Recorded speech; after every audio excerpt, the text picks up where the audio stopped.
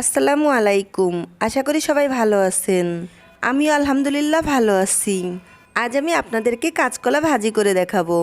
আশা করছি আমার রেসিপিটি আপনাদের ভালো লাগবে। রেসিপিটি ভালো লাগলে প্লিজ আমার চ্যানেলটিকে সাবস্ক্রাইব করবেন আর পাশে থাকা বেল বাটন ক্লিক করে দিবেন। এবার চলুন রেসিপিটি দেখে নিন। আমি এখানে 4টা কাঁচকলার খোসা ছাড়িয়ে কেটে নিয়েছি। কলাগুলো কেটে নেওয়ার পর আমি কুসুম গরম পানি দিয়ে ধুয়ে নিয়েছি। এতে করে কলার কষ চলে যায় এবং কলাটা কালো হয় না। এখন আমি এর মধ্যে হাফ চা চামচ লবণ, হাফ চা চামচ হলুদের গুঁড়ি আর হাফ চা চামচ লাল মরিচের গুঁড়ি দিয়ে দিচ্ছি। এখন সব কিছুকে খুব ভালো করে মেখে নিতে হবে। কলাগুলো খুব ভালো করে মেখে নেওয়া হয়ে গেছে। এখন আমি এগুলো ভেজে নিব।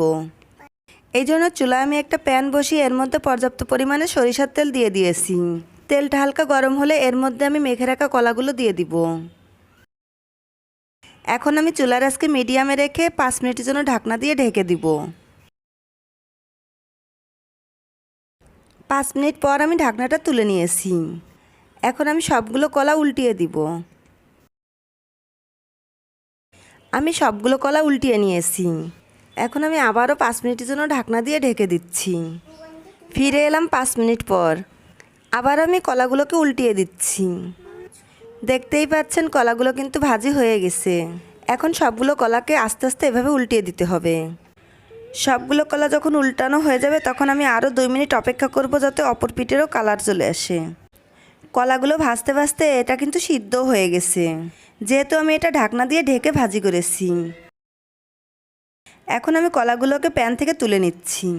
এখন আমি মরিচ আর পেঁয়াজগুলোকে ভেজে নিব। এখানে আমি 2 কাপ পেঁয়াজ কুচি নিয়েছি আর 8-10টার মতো কাঁচামরিচ নিয়েছি। এখন আমি এই পেঁয়াজ মরিচ প্যানের মধ্যে দিয়ে দিচ্ছি। তারপর এই পেঁয়াজ মরিচের মধ্যে 3 টেবিল চামচ সরিষার তেল দিয়ে দিচ্ছি। এই ভাজির সঙ্গে পেঁয়াজটা একটু বেশি দিবেন, তাহলে এটা খেতে বেশি ভালো লাগবে। এখন এই পেঁয়াজ মরিচের মধ্যে দিয়ে দিচ্ছি স্বাদ মতো লবণ আর দিয়ে দিচ্ছি হাফ চা চামচ হলুদের গুঁড়ি। তারপর সব কিছু নেড়েচেড়ে পেঁয়াজগুলোকে ভেজে নিব। পেঁয়াজগুলো ভাজতে ভাজতে যখন হালকা কালার চেঞ্জ হবে তখন আমি ভেজে রাখা কাঁচকলাগুলো দিয়ে দিব।